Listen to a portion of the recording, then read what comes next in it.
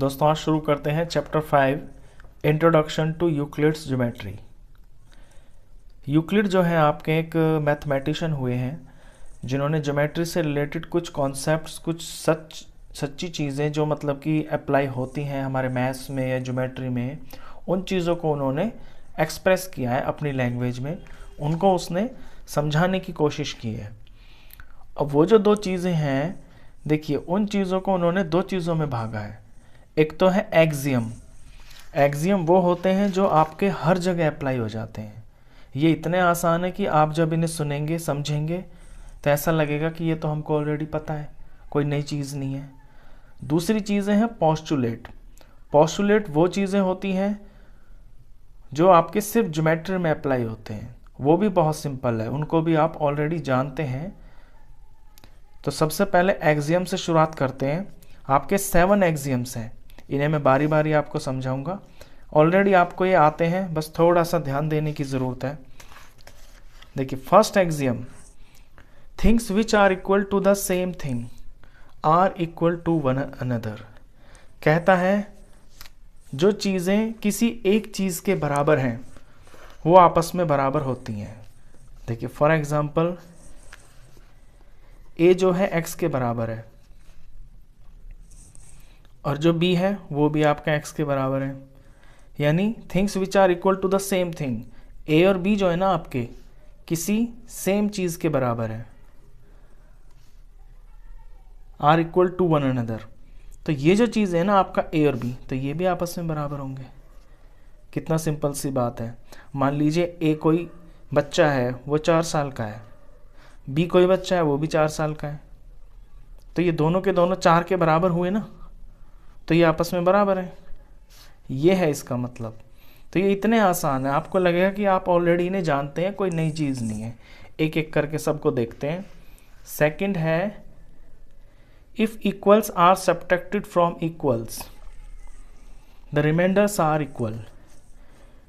कहता है कि कोई चीज़ें इक्वल हैं, 5 और 5 इक्वल है, अगर इनमें इक्वल ही ऐड कर दिया जाए, यानी दोनों तरफ मैं इक्वल ऐड कर देता हूँ, मैं दोनों तरफ 2 ऐड कर देता हूँ, ये लो, द होल्स आर इक्वल। तो अब जो कंप्लीट बनेगा वो भी तो इक्वल ही होगा। 5 और 5 बराबर थे, मैंने उनमें बराबर चीज़ ऐड कर दी, तो जो रिजल्ट आया वो भी तो बराबर ही आया। Third postulate, if equals are subtracted from equals the remainders are equal. ये इसका बिल्कुल उल्टा है। दो चीज़ें इक्वल है यानी आपका 5 और 5 इक्वल है, अब दोनों में से सेम चीज़ माइनस कर देते हैं, यानी सब्ट्रैक्ट। मैं दोनों में से 2 माइनस कर देता हूँ, तो अब जो रिजल्ट आया यहाँ पे 3 आया, यहाँ भी 3 आया, तो जो रिजल्ट आएगा वो भी तो बराबर आएगा। रिमाइंडर्स मतलब जो बच गया वो भी बराबर होगा। चलिए फोर्थ क्या कहता है, things which coincide with one another are equal to one another. Coincide का मतलब होता है एक दूसरे को पूरी तरह से ढक लेना। देखिए जैसे एक लाइन है आपकी, मैं इसके ऊपर एक और लाइन बना देता हूँ, ये इसके ऊपर मैंने एक और लाइन बना दी, उसने इसको पूरी तरह से ढक लिया। Which coincide with one another, एक दूसरे को पूरी तरह से ढक लें, तो are equal to one another, तो वो बराबर ही होंगी। पहली लाइन ने दूसरी लाइन को ढक लिया, दूसरी ने पहली को ढक लिया, ना इधर एक्स्ट्रा निकला ना इधर एक्स्ट्रा निकला, तो ऑफ कोर्स ये बराबर ही है। Fifth postulate, fifth axiom, the whole is greater than the part. Whole का मतलब होता है सारा और पार्ट का मतलब होता है एक टुकड़ा। कहता है जो होल होता है वो टुकड़े से बड़ा होता है। अब ये तो बिल्कुल सिंपल सी बात है, तो सभी जानते हैं।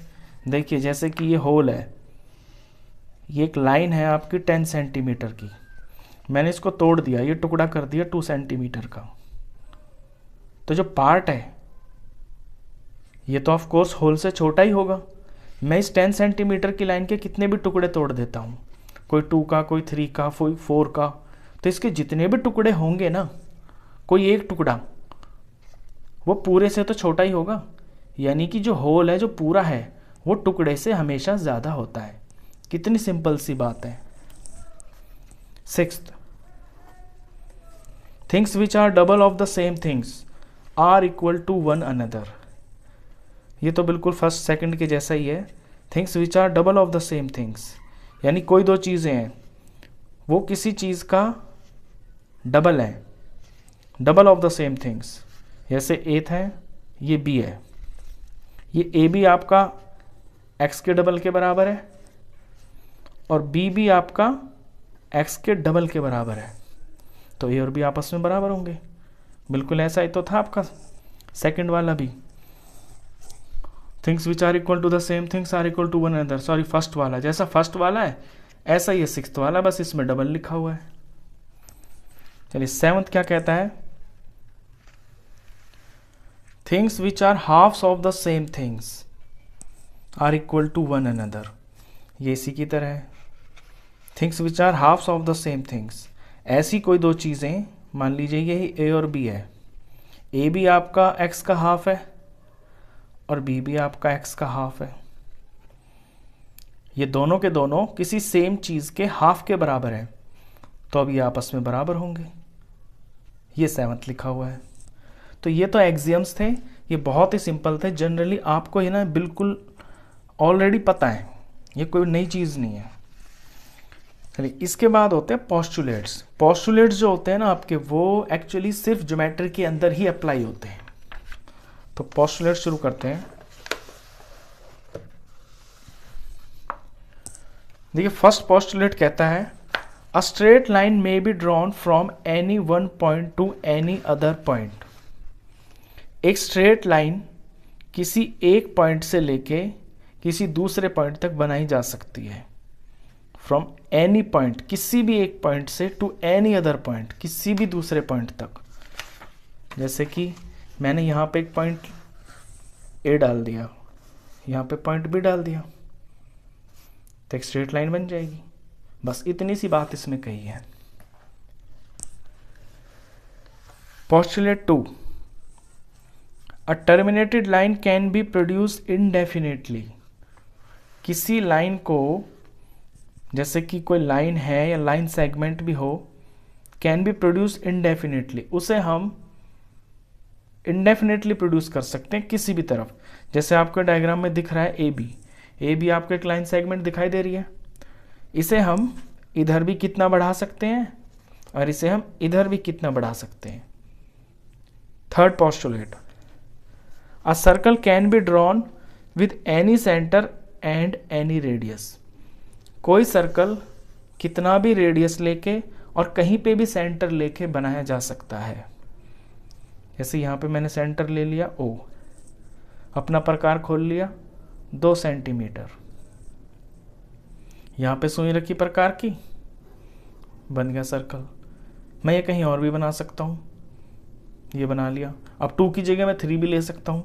कितना भी खोल लूँ मैं प्रकार को, कहीं पे भी सेंटर ले लूँ, कितना भी रेडियस ले लूँ, मैं सर्कल बना सकता हूँ। यह है इस बात का मतलब।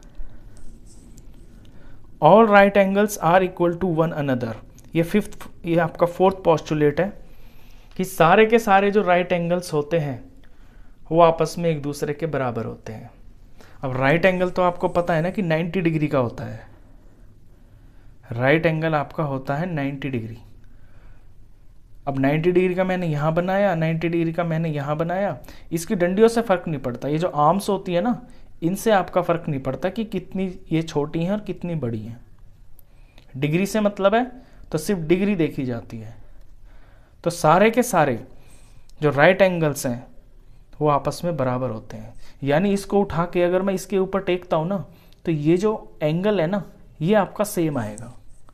आर्म से मतलब नहीं है। पोस्टुलेट 5, पोस्टुलेट 5 काफ़ी इंपॉर्टेंट है। और जो चीज़ें हैं ऊपर वाली, ये तो इतनी सिंपल है कि आपको ऑलरेडी पता है। फिफ्थ पोस्टुलेट का जो ना यूज़ भी है इसके अंदर, चैप्टर के अंदर आपके उसमें क्वेश्चंस भी है इससे रिलेटेड, तो इसे ज़रा ध्यान से देखें। कहता है if a straight line falling on 2 straight lines, कि अगर कोई सीधी लाइन किन्हीं 2 स्ट्रेट लाइन्स के ऊपर पड़ती है आके, फॉलिंग मतलब उनके ऊपर गिरती है। Makes the interior angles of the same side of it taken together less than 2 right angles. ये ऐसे कह रहा है कि कोई 2 स्ट्रेट लाइंस हैं ऐसे, और इनके ऊपर एक स्ट्रेट लाइन आके गिरती है इस तरह से, और फिर कहता है the interior angles on the same side of it taken together less than 2 right angles, then the 2 straight lines if produced indefinitely meet on the side on which the sum of angles is less than 2 right angles। ये कहता है कि अगर किन्हीं 2 लाइनों के ऊपर एक लाइन ऊपर से आके गिरती है और उसके जो इंटीरियर एंगल्स है ना, उनका सम आपके 2 राइट एंगल से कम होता है। राइट एंगल क्या होता है 90 का, और 2 राइट एंगल कितने के हो गए 180 का।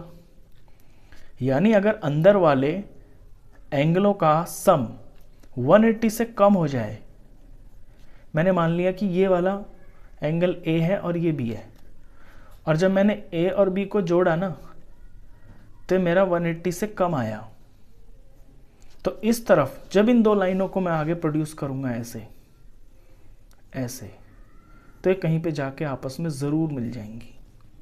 इस तरफ वाली नहीं मिलेंगी, उस तरफ वाली मिलेंगी जहां इंटीरियर एंगल्स आपके 180 से कम बैठ रहे हैं। तो ये 5th पोस्टुलेट है। इसका आगे यूज़ काफ़ी सम्स में है। तो ये आपके 5 पोस्टुलेट थे, एक्सियम्स आपने पहले किए। अब इनसे रिलेटेड क्वेश्चंस करते हैं। क्वेश्चंस बहुत आसान है। एक्सरसाइज 5.1,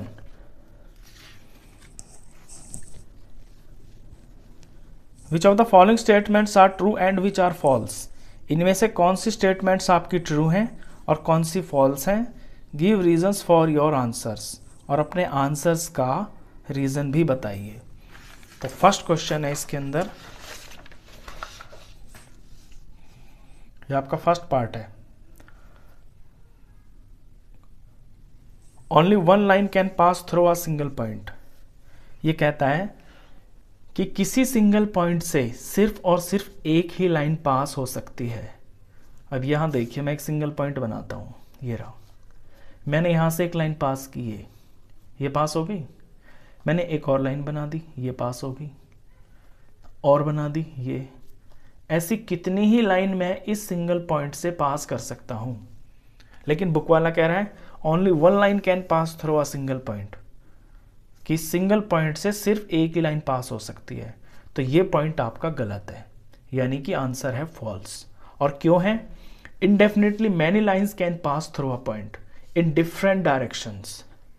एक पॉइंट से तो आपकी असंख्य, यानी कि जिन्हें आप गिन नहीं सकते, बहुत सारी लाइनें पास हो सकती हैं। देख लीजिए एग्जाम्पल, कहीं से कितना ही लाइनें बना लीजिए आप ऐसे। तो ये फॉल्स है। सेकंड पॉइंट में कहता है there are an infinite number of lines which pass through 2 distinct points. कहता है कि 2 पॉइंट दिए हुए हैं आपको, डिस्टिंक्ट पॉइंट्स यानी कि अलग अलग पॉइंट, और यहां से infinite number of lines. Infinite का मतलब होता है असंख्य, यानी बहुत सारी। तो जब मैं इसमें लाइन पास करता हूं तो देखिए ये अकेली लाइन बनती है। अब अगर कोई लाइन मैं खींचता भी हूं ना इन 2 पॉइंट से, तो वो इसके ऊपर ही आएगी। यानी कहने का मतलब ये है कि किन्हीं 2 अलग अलग पॉइंटों से आप सिर्फ और सिर्फ एक ही लाइन तैयार कर सकते हैं। एक ही लाइन बनेगी आपकी, और ये कह रहा है कि बहुत सारी बनेंगी, तो ये तो गलत कह रहा है। तो आंसर फॉल्स। क्यों? Through 2 distinct points only 1 line can pass, क्योंकि 2 अलग अलग पॉइंट से सिर्फ एक ही लाइन पास हो सकती है। अगर कोई और लाइन कोशिश भी करेंगे ना हम, तो वो इसके ऊपर ही आएगी। चलिए third point, a terminated line can be produced infinitely on both the sides. अभी किया था ना आपने, ये पोस्टुलेट किया था, पोस्टुलेट 2, वही है ये, कि एक लाइन को बढ़ाया जा सकता है इन्फिनिटली, कहीं तक भी। ये इन्फिनिटली नहीं होगा, इंडेफिनिटली होना चाहिए। सॉरी मैंने गलत लिखा हो शायद। ये क्वेश्चन है टर्मिनेटेड लाइन कैन इंडेफिनेटली, ये इंडेफिनेटली है। A terminated line can be produced indefinitely.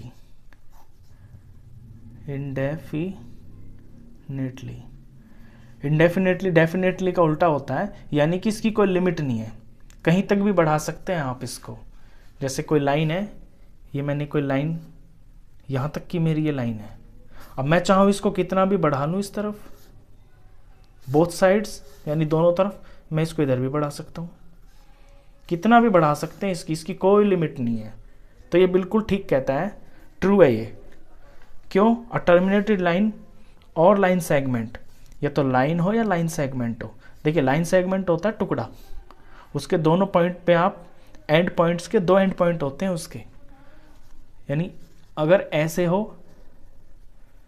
तो ये आपका लाइन सेगमेंट है, अगर दोनों तरफ तीर लगा हो तो ये आपका लाइन है, यानी इसकी तो एक प्रॉपर लेंथ है, आप इसे भी बढ़ा सकते हैं, लाइन सेगमेंट हो या लाइन हो, आप दोनों को बढ़ा सकते हैं दोनों डायरेक्शंस में।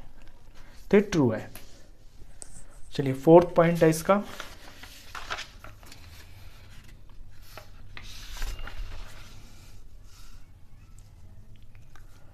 फोर्थ पॉइंट में कहता है if 2 circles are equal then their radii are equal. ये तो कितनी सिंपल सी बात है, कोई बच्चा भी बता देगा इसको। 2 सर्कल्स आर इक्वल, अगर 2 सर्कल्स इक्वल हैं then their radii are equal, तो उनके रेडियस जो होंगे, रेडियस का प्लूरल होता है रेडियाई, रेडियस का प्लूरल रेडियाई बोलते हैं, तो उनके रेडियाई हैं जो, वो भी इक्वल ही होंगे। देखिए मैं एक सर्कल बनाता हूँ यहाँ पे, और इसी का सेम टू सेम अपने प्रकार को बिना हिलाए मैं एक और सर्कल बनाता हूं, तो बिल्कुल सेम साइज के होंगे। अब सेम ये कब होंगे? जब मैंने अपने कंपास को बिल्कुल भी मूव ना किया होगा, और जब कंपास को बिल्कुल भी मूव नहीं किया होगा, यानी कि जो मेरा कंपास खुला होगा वो सेम होगा, और वो क्या होता है, वो रेडियस होता है। तो जो सेम सर्कल होते हैं उनका रेडियस सेम होता है। अगर रेडियस सेम नहीं होगा तो सर्कल छोटा बड़ा बन जाएगा, तो रेडियस सेम ही होगा। तो ये ट्रू है। क्यों? 2 circles of equal radii will have the same radius from the relation. 2 जो सेम सर्कल होते हैं उनका रेडियस भी सेम ही होता है। रिलेशन क्या? Area is equal to pi r square. अब सेम सर्कल क्या होंगे? सेम सर्कल वही तो होंगे जिनका एरिया सेम होगा, और एरिया का फॉर्मूला होता है पाई आर स्क्वायर। तो जब आर इसका, अगर आर पाई आर स्क्वायर होगा एरिया, तो इसका भी तो यही आर होगा ना जितना आर इसका है। अगर इसका आर कम या ज़्यादा हो जाएगा तो एरिया में फ़र्क पड़ जाएगा ना। तो सेम सर्कल्स का रेडियस सेम होता है, तो ये ट्रू है। चलिए नेक्स्ट 5th पॉइंट है, in figure A B is equal to P Q. आपको कुछ लाइन दे रखी है, यहाँ पे 3 लाइनें दी हुई हैं, इसमें जो ए बी है वो पी क्यू के बराबर है, and P Q is equal to X Y, और ये जो पी क्यू है ये एक्स वाई के बराबर है। Then A B is equal to X Y, तो ये जो ए बी है आपकी फर्स्ट लाइन, ये आपके एक्स वाई यानी कि 3rd लाइन के बराबर होगी। अब ये तो आपने पहला ही एग्जाम किया था कि कोई 2 चीज़ें अगर सेम चीज़ के बराबर है तो वो 2 चीज़ें भी आपस में बराबर होती हैं, वही लग रहा है यहाँ पे। True from the axiom that if 2 things are separately equal to a 3rd thing then they are equal to each other. यानी कि अगर कोई 2 चीज़ें किसी एक चीज़ के बराबर है तो वो दोनों भी आपस में बराबर ही होंगी। एग्जाम्पल से मैं बताऊं आपको, देखिए ए बी और पी क्यू बराबर है, मैंने मान लिया ए बी 5 सेंटीमीटर है तो पी क्यू भी 5 सेंटीमीटर होगी। अच्छा, पी क्यू 5 सेंटीमीटर है और पी क्यू एक्स वाई के बराबर है, तो एक्स वाई भी 5 सेंटीमीटर होगी। तो इससे क्या हुआ, ये सारी ही 5 सेंटीमीटर की होगी। तो जो मेरी पहली लाइन है वो थर्ड के बराबर हो गई ना। तो इतनी सिंपल सी बात है ये आपका पहला ही एग्जाम था। तो ये भी ट्रू है, क्योंकि कोई दो चीज़ें अगर किसी एक चीज़ के बराबर है तो वो दोनों चीज़ें भी आपस में बराबर होती हैं। ये है इसका एग्जाम। चलिए, ये क्वेश्चन 1 था आपका। क्वेश्चन 2 देखते हैं।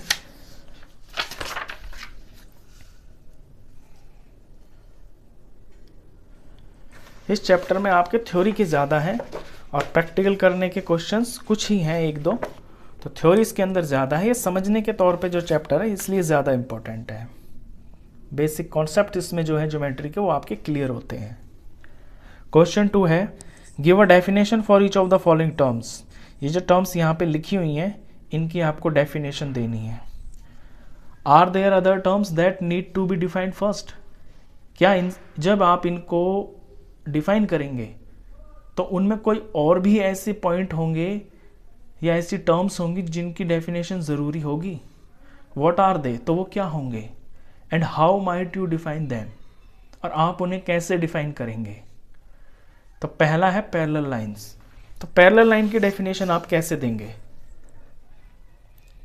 देखिए, इसमें कोई रेस्ट्रिक्शन नहीं है, जैसी आपकी लैंग्वेज हो आपको बस उसे डिस्क्राइब करना है। मैंने अपनी लैंग्वेज में यहाँ पे डिफाइन किया है, आप अपनी में भी कर सकते हैं, बस चीज़ का मतलब समझ आना चाहिए।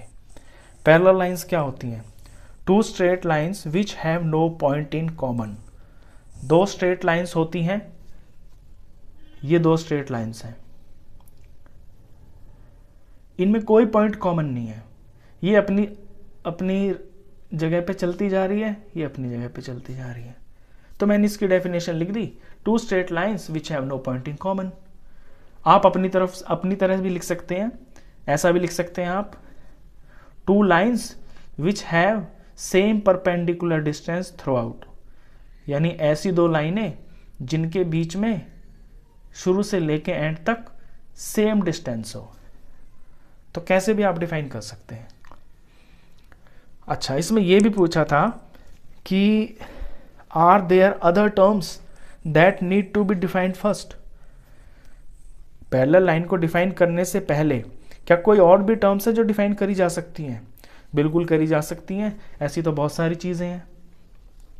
तो पैरेलल लाइन से पहले आप क्या क्या डिफाइन कर सकते हैं। आप एक लाइन को डिफाइन कर सकते हैं कि भैया लाइन क्या होती है, एक पॉइंट क्या होता है, क्योंकि लाइन किससे बनती है, लाइन भी तो पॉइंट से शुरू होती है ना किसी से। तो ये इस तरह की ये टर्म्स है, ये बहुत सिंपल है, इन्हें डिफाइन करना आपको आएगा नहीं एग्जाम में। आएगा तो सिंपल यही आएगा कि पैरेलल लाइन क्या होती हैं, और अगर आ भी जाता है तो आप अपनी लैंग्वेज में डिफाइन कर सकते हैं। पैरेलल लाइन में लाइन होती है, लाइन को आप डिफाइन कर दीजिए, लाइन क्या होती है। पॉइंट क्या होता है, पॉइंट को डिफाइन कर दीजिए। तो ये अपनी लैंग्वेज में लिख सकते हैं आप। Second, perpendicular lines. अब परपेंडिकुलर लाइंस तो ये होती है ना जो एक दूसरे को 90 पे काटती हैं। 2 intersecting lines making an angle of 90 degree at intersecting points. ऐसी 2 इंटरसेक्टिंग लाइंस जो 90 डिग्री का एंगल बनाती है, कहाँ पे, एट इंटरसेक्टिंग पॉइंट्स। जहाँ पे वो टकरा रही हैं, जहाँ वो कट रही हैं, वहाँ पे 90 का एंगल बन जाए तो उन लाइनों को परपेंडिकुलर लाइंस कहते हैं। ये इसकी डेफिनेशन है। थर्ड में line segment. Line segment a line with 2 and points. अभी अभी मैंने पीछे बताया था आपको कि लाइन सेगमेंट एक टुकड़ा होता है, उसके 2 एंड पॉइंट्स होते हैं, यानी कि ये यहां से शुरू है, यहां पे खत्म है। तो एक लाइन, और एक लाइन जो होती है ना उसका कोई एंड नहीं होता, उसका नाम जरूर होता है, हम उसे नाम जरूर रखते हैं उसका, लेकिन उसके एंड पॉइंट नहीं होते हैं, वो दोनों तरफ फ्री होती है। तो लाइन विथ 2 एंड पॉइंट्स, जिसके 2 एंड पॉइंट्स हों। Radius, the line segment with 1 and point at the centre and the other at any point on the circle. Radius हम किसे बोलते हैं, देखिए ये सर्कल है, यहाँ पे सेंटर है, और यहाँ से यहाँ तक ये जो लाइन खींची, इसी को तो हम रेडियस बोलते हैं। इसी को इस तरह से लैंग्वेज में डिफाइन कर दिया। कि एक लाइन सेगमेंट यानी कि एक लाइन का टुकड़ा with one and point at the centre, जिसका एक एंड पॉइंट तो सेंटर पे होता है and the other at any point on the circle, और दूसरा जो पॉइंट है उसका सर्कल पे कहीं भी हो सकता है, यहां भी हो सकता है, यहां भी, यहां भी, यहां भी, यानी सेंटर से शुरू हो और सर्कल पे कहीं भी टकरा जाए तो वहां से वहां तक की जो लंबाई होती है ना, वो आपका रेडियस होती है। इसके बाद है स्क्वायर। अब स्क्वायर किसे बोलते हैं? स्क्वायर की तो आप कितनी भी डेफिनेशंस लिख सकते हैं, अपनी लैंग्वेज में भी लिख सकते हैं। मैंने लिखा है अ quadrilateral with all sides equal and all angles right angles. एक ऐसा क्वाड्रिलेटरल, क्वाड्रिलेटरल किसे बोलते हैं? जिसकी 4 साइडें होती हैं और वो बंद होना चाहिए। तो ऐसी 4 साइडों वाली बंद फिगर जिसकी सारी साइडें बराबर हो, all sides equal and all angles right angle, और सारे के सारे एंगल्स 90 डिग्री हो यानी कि राइट एंगल हो, तो हम उसे स्क्वायर बोलते हैं।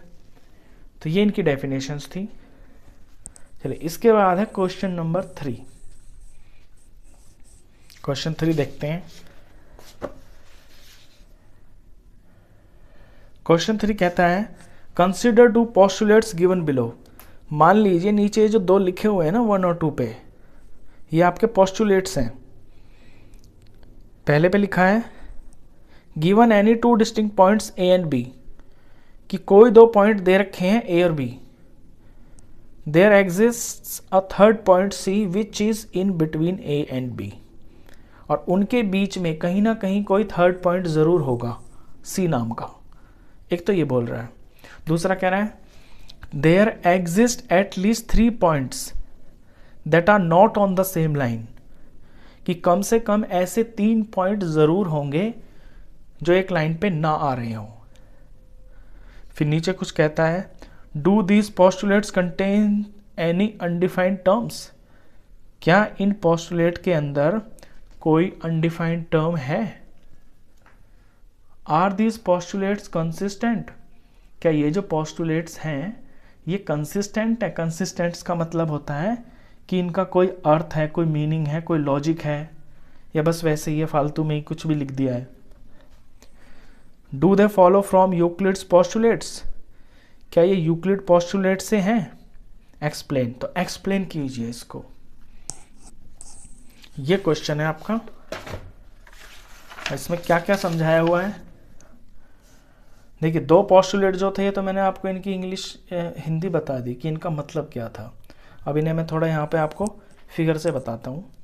पहले मैं कह रहा था given any 2 distinct points A and B, कि आपको कोई 2 पॉइंट दे रखे हैं ए और B. There exist a point third point C which is in between A and B, और उनके बीच में कहीं पे कोई सी पॉइंट होगा जो इनके बीच में आएगा। तो ऐसा हो सकता है? बिल्कुल हो सकता है। अच्छा, सेकंड कह रहा है there exist at least 3 points that are not on the same line, कि कोई लाइन है उसके ऊपर कम से कम 3 पॉइंट्स होंगे जो एक लाइन पे ना आए। Are not on the same line. देखिए लाइन बनने के लिए आपको कम से कम 2 पॉइंट की जरूरत पड़ती है। 2 पॉइंट ही काफी होते हैं आपकी लाइन बनने के लिए। अच्छा, ये कहता है 3 points that are not on the same line. तो अगर तीसरा पॉइंट हम यहां लगा देते हैं ना, तो हम ये दिखा सकते हैं कि ये जो पॉइंट है ना सी, ये ए बी के ऊपर नहीं आ रहा। 3 से ज्यादा की जरूरत नहीं है। एटलीस्ट मतलब 3 पॉइंट तो होते ही हैं जिन्हें हम ऐसे दिखा दें कि ये लाइन के ऊपर नहीं है। At least 3 points that are not on the same line. तो ये लाइन के ऊपर नहीं है। तो इसका जो आंसर होगा वो ये है कि yes these postulates contain many undefined terms. पहले आपसे क्वेश्चन पूछा था ना इसमें, do these postulates contain any undefined terms. क्या इन पोस्टुलेट्स में कोई अनडिफाइंड टर्म्स हैं? तो हैं, बहुत सारी हैं। सेकंड क्वेश्चन पूछा है आर दीज पोस्टुलेट्स कंसिस्टेंट। क्या ये जो पोस्टुलेट्स हैं आपके ये कंसिस्टेंट हैं, इनका कोई मीनिंग है? Yes they are consistent because they refer to two different situations. इनका बिल्कुल लॉजिक है, दोनों की दोनों बातें बिल्कुल सही हैं, ये कंसिस्टेंट हैं because they refer to two different situations, क्योंकि इनके अंदर दो डिफरेंट सिचुएशन दे रखी हैं। एक तो ये कि कोई तीसरा पॉइंट आपके ए और बी के बीच में हो सकता है, बिल्कुल ठीक बात है। एक ये भी दे रखा है कि कम से कम 3 पॉइंट ऐसे होते हैं जो एक लाइन के ऊपर ना आए, तो है ऐसा, एक लाइन के ऊपर 2 पॉइंट तो होते हैं, तीसरा अगर हम कहीं और लगा दे तो दिखा सकते हैं कि कम से कम 3 हैं ऐसे जो एक लाइन के ऊपर नहीं आते। अब इसको मैं थोड़ा सा और एक्सप्लेन करूँ, ये कम समझ में आता है बच्चों को। देखिए, अगर मैं यहाँ 3 की जगह 2 लगा दूँ, there exist at least 3 points की जगह मैं 2 लगा दूँ, इसका मतलब क्या होगा कि एक लाइन के ऊपर कम से कम 2 पॉइंट होंगे, not on the same line, कि जो सेम लाइन के ऊपर नहीं होंगे। तो क्या ऐसा हो सकता है? अब आप ही देख लीजिए कि एक लाइन बनने के लिए आपके 2 पॉइंट तो यूज हो रहे हैं, तो ऐसा कैसे पॉसिबल हो सकता है कि आपके ये दोनों पॉइंट किसी एक लाइन पे ना आए? क्या ऐसा हो सकता है कि ए को मैं यहाँ अकेला छोड़ दूँ और बी को मैं यहाँ लगा दूँ, तो क्या लाइन बन जाएगी? तब भी तो लाइन ऐसे ही बनेगी ना। तो अगर मैं यहाँ पे 2 लगा देता हूँ फिर तो ये नो हो जाएगा, और अगर 3 लगा देता हूँ तो फिर ये यस हो जाएगा। ये है इसका मतलब। चलिए आगे भी क्वेश्चन पूछता है ये, आर दीज पोस्टुलेट्स कंसिस्टेंट? क्या ये पोस्टुलेट्स आपके कंसिस्टेंट हैं? तो yes, they are consistent because they refer to the two different situations. तो ये कंसिस्टेंट है, ये लॉजिकली ठीक है।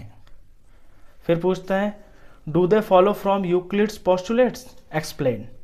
क्या ये यूक्लिड पोस्टुलेट से लिए गए हैं? तो ये नो है, क्योंकि यूक्लिड में ऐसा कुछ नहीं समझाया हुआ है जैसा यहाँ पे समझाया हुआ है। No, these postulates do not follow Euclid's postulates. ये जो पोस्टुलेट है ये यूक्लिड्स पोस्टुलेट से नहीं है। दे फॉलो एन एक्सियम, ये तो एक्सियम को फॉलो करते हैं। और एक्सियम कौन सा था? Given 2 distinct points there is a unique line that pass through them. कि अगर आपको कोई 2 पॉइंट दिए हुए हैं, यानी कि ए और बी दिए हुए हैं, तो इनसे सिर्फ और सिर्फ एक ही लाइन गुजर सकती है। ये आपका एक्सियम है और ये एक्सियम को फॉलो करते हैं। तो ये 3 क्वेश्चन थे आपके 5.1 से। आई होप आपको ये समझ में आए होंगे और थोड़ा चैप्टर के बारे में भी पता चला होगा किस तरह का ये चैप्टर है। तो वीडियो अगर अच्छा लगा हो तो प्लीज़ इसे लाइक कर देना, फ्रेंड्स में, क्लासमेट्स में शेयर कर देना, और 9th क्लास का कंप्लीट मैथ्स पढ़ने के लिए आप इस चैनल को भी सब्सक्राइब कर देना। थैंक यू दोस्तों। शुरू करते हैं एक्सरसाइज 5.1 से। Question number 4, if a point C lies between 2 points A and B such that AC is equal to BC। आपको दिया है कि AB के बीच में, ये AB एक लाइन है, इसके बीच में एक C पॉइंट है, और इस तरह से कि AC is equal to BC है, AC से लंबाई BC के बराबर है। Then prove that AC is equal to half of AB। तो आपको प्रूफ करना है कि जो AC है वो हाफ है AB का। ये टू प्रूव है। तो गिवन दिया है एक लाइन AB, C पॉइंट बीच में है और AC और BC की लंबाई बराबर है। आपको ये प्रूफ करना है कि AC AB का हाफ है। तो देखिए कैसे इसे शुरू करेंगे। सबसे पहले लेंगे आप AB। अब ये जो AB है ना आपका, ये 2 टुकड़ों से मिलके ही तो बना है, तो यहाँ से सॉल्यूशन शुरू है। आपका AB है AC प्लस BC के बराबर। अब AB को आप AC प्लस BC तो है, ये AC की जगह तो AC लिखें और BC की जगह भी तो AC लिख सकते हैं। क्यों? क्योंकि AC और BC बराबर है ना आपके, यहाँ ब्रैकेट में लिख सकते हैं आप, क्योंकि BC is equal to AC, ये तो गिवन है। BC की जगह मैंने AC ले लिया। अब यहाँ पे AB और ये होगा आपका ट्वाइस ऑफ AC यानी 2AC। अब जब ये 2 यहाँ पे जाएगा इस तरफ, यानी कि हम अकेला AC छोड़ देंगे ना, यहाँ पे AC की वैल्यू निकालेंगे, तो ये जो 2 है यहाँ पे मल्टीप्लाई में, ये आपका यहाँ पे डिवाइड में हो जाएगा। इसे हम ऐसे भी लिख सकते हैं, AC is equal to half of AB। तो ये तो हो गया प्रूफ। कितना सिंपल सा है। आप और करके इसकी फॉर्म को ठीक कर सकते हैं। AC इधर लिख लीजिए, AC is equal to half AB। कितना सिंपल सा है क्वेश्चन था। चलिए इसके बाद क्वेश्चन करते हैं फिफ्थ जो क्वेश्चन है ना, वो भी बिल्कुल इसी के ऊपर बेस है। मैं लैंग्वेज पढ़ता हूं पहले। In question 4 point C is called a mid point of line segment AB। यही क्वेश्चन 4, इसी के अंदर आपको ये दिया था कि जो C है ना वो AB का मिड पॉइंट था। अब ये इसका मिड पॉइंट था, तभी तो AC और BC की लंबाई बराबर थी। आगे कहता है prove that every line segment has one and only one mid point. तो आपको प्रूफ करना है कि किसी भी लाइन सेगमेंट का सिर्फ और सिर्फ एक ही मिड पॉइंट हो सकता है, एक से ज़्यादा नहीं हो सकता। तो इसी फिगर को यूज़ करेंगे हम क्वेश्चन 5 में भी। क्वेश्चन 5 में आपको ये प्रूफ करना है कि C ही इसका मिड पॉइंट है, C से अलग इसका कोई मिड पॉइंट नहीं हो सकता, यानी कि सिर्फ एक ही मिड पॉइंट है। देखिए C मिड पॉइंट है, ये तो दिया हुआ है। तो जब C मिड पॉइंट है तो हम कैसे लिखेंगे, यहाँ से सॉल्यूशन है, तो AC कितना हो जाएगा, हाफ ऑफ AB। इसे मैंने नंबर 1 मान लिया। अब मान लेते हैं कि D इस कोई मिड पॉइंट है C से अलग। मैंने मान लिया कि D भी इसका कोई मिड पॉइंट है, तो let D is another mid point of AB। अब जब D मिड पॉइंट AB का मैंने मान लिया, तो A से लेके D तक और D से लेके B तक बराबर होगा, यानी अगर D मिड पॉइंट है तो AD की लंबाई AB का हाफ होगी। तो मैं इसे ऐसे लिखूंगा, AD is equal to half of AB। ये नंबर 2 बात हो गई। अब जरा 1 और 2 पे ध्यान दीजिए। आपका AC हाफ AB के बराबर, ये AC मैंने गलत लिख दिया, D लिखना था मुझे, AD, क्योंकि D को मिड पॉइंट ले रहा हूं ना, तो AD की लंबाई हाफ ऑफ AB। तो AC और AD दोनों के दोनों आपके हाफ ऑफ AB के बराबर दिखा रहा है। अब ये कब पॉसिबल हो सकता है, ये तो तभी पॉसिबल हो सकता है ना जब आपका AC और AD बराबर हो। तो फ्रॉम 1 and 2 हमें ये रिजल्ट मिला कि AC और AD आपस में बराबर हो गए। इट मीन्स, इसका मतलब क्या हुआ कि ये दोनों के दोनों जो C और D है ये एक ही पॉइंट है। It means C and D coincide. Coincide का मतलब होता है कि जो D है ना वो C के ऊपर ही हो सकता है, यानी यही हो सकता है। अगर हम D को मिड पॉइंट मानते भी हैं ना, तो वो D C के ऊपर ही लाई करेगा। कोइंसाइड का मतलब ये है, AC और AD अगर बराबर हैं तो C और D एक ही पॉइंट होगा और वो एक दूसरे के ऊपर लाई करेंगे। तो इससे प्रूफ हो गया कि एक ही मिड पॉइंट होता है। तो देयरफॉर, अब लैंग्वेज में लिख देंगे जैसा बुक में कहा है, therefore every line segment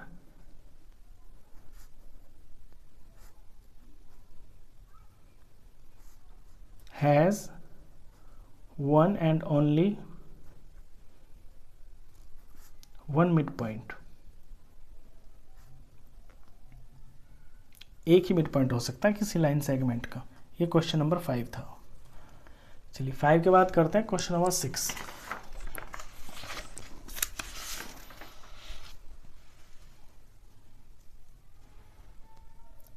question 6 की लैंग्वेज है, इन फिगर 5.10, देखिए ये फिगर दी हुई है आपको बुक में, ये जो मैंने बनाई है, AC is equal to BD। यहाँ पे ये गिवन है, AC is equal to BD, ये गिवन है। Then prove that AB is equal to CD। तो आपको प्रूफ करना है कि AC sorry A B C D के बराबर है।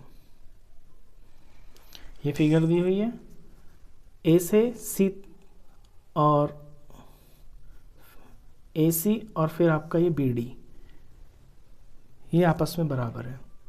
आपको ए बी और यहाँ से ये सी डी बराबर प्रूफ करना है।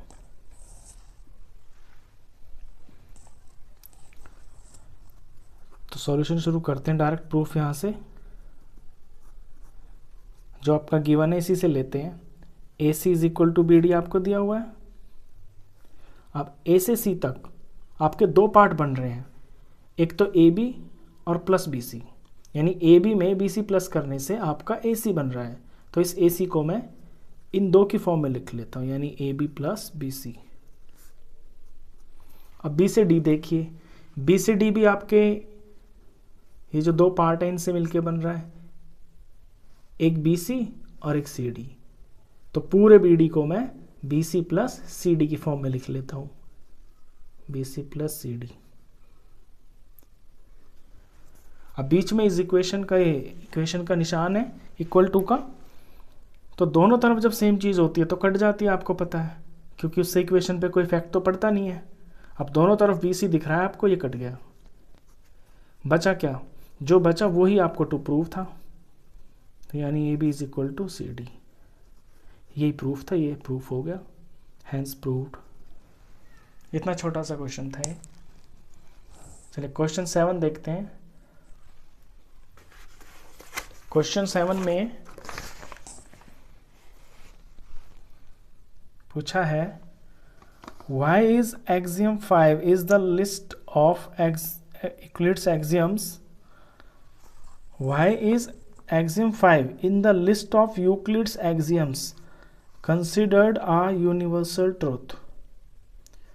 ये जो यूक्लिड्स एक्सियम्स थे इनके अंदर जो एक्सियम 5 था ये आपका यूनिवर्सल ट्रूथ क्यों माना जाता है, क्यों मान सकते हैं इसको। Note that the question is not about the fifth postulate. Fifth postulate आप इसको मत समझ लेना, ये सिर्फ एक्सियम से रिलेटेड क्वेश्चन है। देखिए फिफ्थ एक्सियम पढ़ते हैं पहले तो।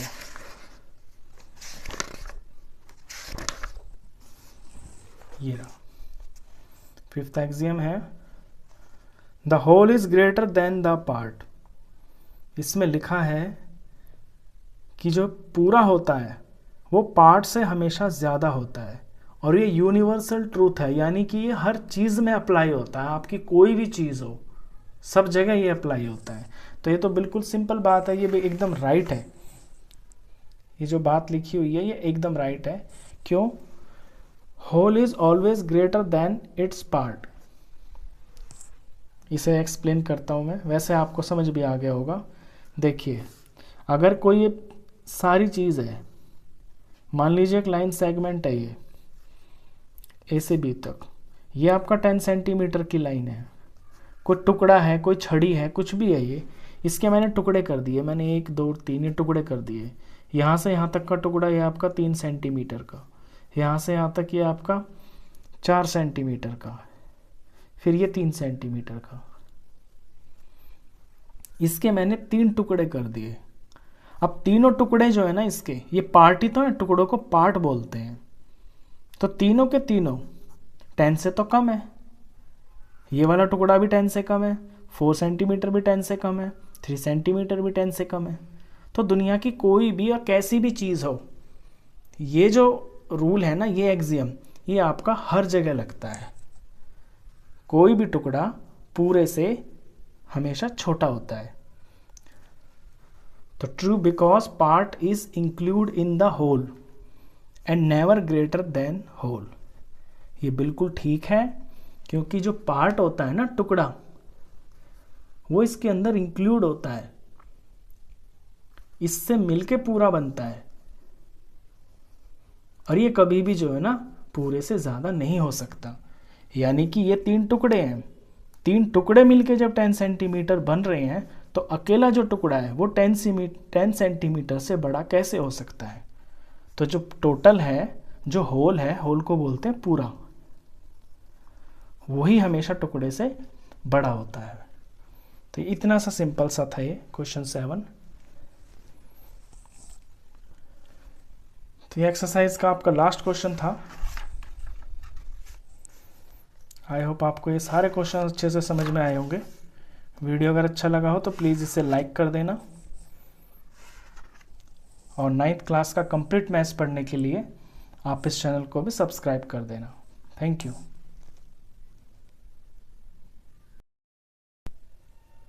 दोस्तों शुरू करते हैं exercise 5.2।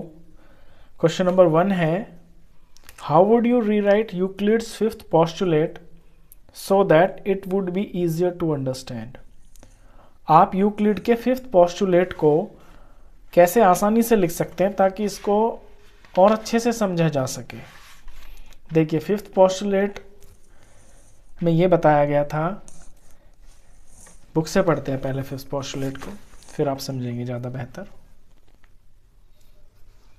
If a straight line falling on two straight lines makes the interior angles on the same side of it taken together less than two right angles, then the two straight lines, if produced indefinitely, meet on that side on which the sum of angles is less than two right angles.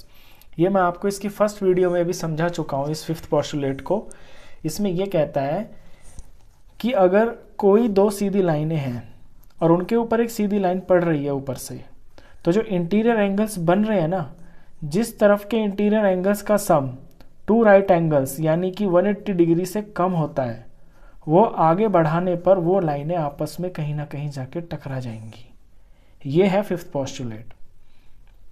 और इसी को easy language में कैसे लिख सकते हैं, when two lines are cut by a third line, जैसे कि ये आपकी टू लाइन्स हैं, cut by a third line, इसको थर्ड लाइन ने कट किया, such that the sum of interior angles is less than 180, इस तरह से कट किया कि इंटीरियर एंगल्स का जो सम है ना, ये दोनों मेरे इंटीरियर एंगल्स हैं, ये ए और बी मान लिया मैंने, तो ए और बी का जो सम है वो 180 से कम है, यानी ए प्लस बी मिलके आपका 180 से कम है ऑन वन साइड, यानी इस तरफ। Then first two lines intersect on the same side, तो जो मेरी जो पहली लाइन है ना, जो यहाँ कट कर रही थी, माने कि ये वाली लाइन है, ये आपस में उसी तरफ जाके कट जाएंगी, यानी सेम साइड। जिस तरफ मेरे ये एंगल्स प्लस होके 180 से कम आए, ये वाली जो दोनों लाइनें ये आपस में इसी तरफ जाके कहीं पे कट जाएंगी। ये है फिफ्थ पोस्टुलेट। इसको इस तरह से आसान लैंग्वेज में लिख सकते हैं आप। चलिए, ये तो हो गया। क्वेश्चन नंबर 2 है, वो भी आपका इसी पोस्टुलेट के ऊपर बेस्ड है। ये काफ़ी इंपॉर्टेंट है पोस्टुलेट, इसी से रिलेटेड क्वेश्चन ज़्यादा आते हैं आपके। चलिए, क्वेश्चन 2 में कहता है, does Euclid's fifth postulate imply the existence of parallel lines, कि यूक्लिड का जो फिफ्थ पोस्टुलेट है वो पैरेलल लाइन होने का आपको इम्प्लाई करता है क्या? वो उससे पता चलता है कि कहीं पे पैरेलल लाइंस भी होती हैं। तो देखिए, फिफ्थ पोस्टुलेट क्या है, अभी अभी बताया ना मैंने आपको कि कोई दो लाइनें और उनको कोई तीसरी लाइन काट रही हो, और जिस तरफ एंगल्स 180 से कम बन रहे हो इंटीरियर एंगल्स, वो आगे जाके कहीं पे मिल जाती हैं। ये है फिफ्थ पोस्टुलेट। अब इसी फिफ्थ पोस्टुलेट से हम ये प्रूफ करेंगे कि पैरेलल लाइंस एक्चुअल में एग्जिस्ट करती हैं। वो कैसे करेंगे? देखिए, अकॉर्डिंग टू फिफ्थ पोस्टुलेट, यहाँ से सॉल्यूशन है। अकॉर्डिंग टू फिफ्थ पोस्टुलेट, मैं एक फिगर बनाता हूँ आपको समझाने के लिए। ये मैंने फिगर बनाई, ये इसका नाम मैंने ए दे दिया, इसका नाम मैंने बी रख दिया, इसका नाम मैंने सी रख दिया एंगल का, इस तरफ वाले का नाम मैंने डी रख दिया। अभी मेरी दो लाइनें हैं, इनको मेरी तीसरी लाइन काट रही है। अच्छा, अकॉर्डिंग टू फिफ्थ पोस्टुलेट कि ये जो ए प्लस बी है, अगर ये आपके 180 से कम है, यानी ए प्लस बी अगर लेस है 180 डिग्री से, then the line meet on right side, क्योंकि ये राइट की तरफ है ना, राइट की तरफ वाले इंटीरियर एंगल्स का जो सम है वो 180 से कम है, तो ये कहीं पे इधर जाके आपका मिल जाएंगी ऐसे। तो लिखेंगे then the lines meet on left side, क्योंकि लेफ्ट साइड के जो दोनों एंगल है वो 180 से कम बैठते हैं। इफ, लेकिन अगर मैं कोई एक पेयर और बनाता हूं, मान लीजिए ये मेरी दो लाइंस हैं, ये मैंने एक थर्ड लाइन बना दी, यहां पे मैंने P लिख दिया, यहां पे मैंने एंगल Q लिख दिया। अब P और Q, ये PQ हो गए, इधर भी मैं लिख देता हूं R और S, दो एंगल इधर लिख दिए मैंने। अगर P और Q दोनों मिलके 180 के बराबर हो जाते हैं और एंगल R और एंगल S, ये R और S हैं,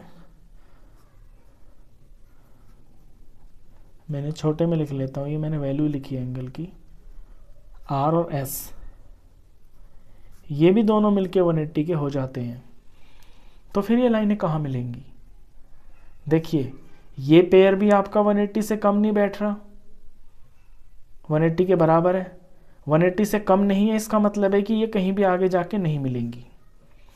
और ये भी आपका 180 से कम नहीं है, यानी कि ये भी आपकी कहीं नहीं मिलेंगी। तो फिर होगा क्या? होगा ये कि ये कभी भी नहीं मिलेंगी, कभी भी नहीं मिलेंगी, तो यानी का मतलब कि ये पैरेलल लाइंस है। तो इस तरह से फिफ्थ पोस्टुलेट को यूज़ करके आप ये शो कर सकते हैं, आप प्रूव कर सकते हैं कि हाँ पैरेलल लाइंस भी होती हैं। अच्छा, फर्स्ट में ना मैंने एक चीज़ मिस कर दी कि जैसे यहाँ पे A प्लस B को छोटा दिखाया है ना 180 से, यहाँ पे C और D को भी आप दिखा दीजिए 180 से बड़ा। वो क्यों होगा ये भी बताता हूँ। तो C प्लस D ये बड़ा होगा आपका 180 से। तो दो चीज़ें लिखनी है आपको कि A प्लस B को छोटा दिखाइए 180 से, फिर ये भी दिखाइए कि जो C प्लस डी है ना, यानी दूसरी साइड वाले एंगल्स, वो आपके बड़े हैं 180 से, और वो बड़े होंगे भी, क्योंकि चारों एंगल मिलके 360 होते हैं ना, लीनियर पेयर तो बन ही रहा है, तो ये तो बड़े होंगे। तो तब ऐसा होता है तो वो वाली साइड मिल जाएंगे जिस तरफ आपके छोटे हैं, यानी कि इस तरफ। अब दूसरे में क्या होगा, एक ऐसा पेयर बनाइए जहां पे दोनों तरफ के एंगल्स आपके 180 हैं, ये दोनों 180, ये दोनों भी 180, तो ये लाइनें यहाँ इस तरफ भी नहीं मिलेंगी, ये लाइनें इस तरफ भी नहीं मिलेंगी, तो होगा क्या, फिर ये पैरेलल लाइंस है। बस यही रिजल्ट है। अब लैंग्वेज में लिखना है आपको। It means these lines never meet on left side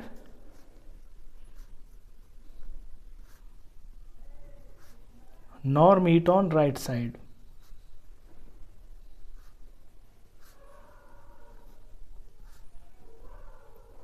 ना तो ये लेफ्ट साइड मिलेंगी और ना ही ये राइट साइड मिलेंगी, तो क्या होगा, therefore the lines are parallel. The lines are parallel, तो फिर ये पैरेलल ही होंगी जब मिलेंगी नहीं कहीं पे। तो फिफ्थ पोस्टुलेट से रिलेटेड ये क्वेश्चन था। ये दो क्वेश्चन थे आपके, काफ़ी इंपॉर्टेंट है। ये इस एक्सरसाइज में से पेपर में आपका क्वेश्चन आता है। तो दोनों क्वेश्चन हो गए आपके। आई होप आपको ये दोनों क्वेश्चन अच्छे से समझ में आए हो। वीडियो अगर अच्छा लगा हो तो प्लीज़ इसे लाइक कर देना, फ्रेंड्स में शेयर कर देना, और 9th क्लास का कंप्लीट मैथ्स पढ़ने के लिए आप इस चैनल को भी सब्सक्राइब कर देना। Thank you.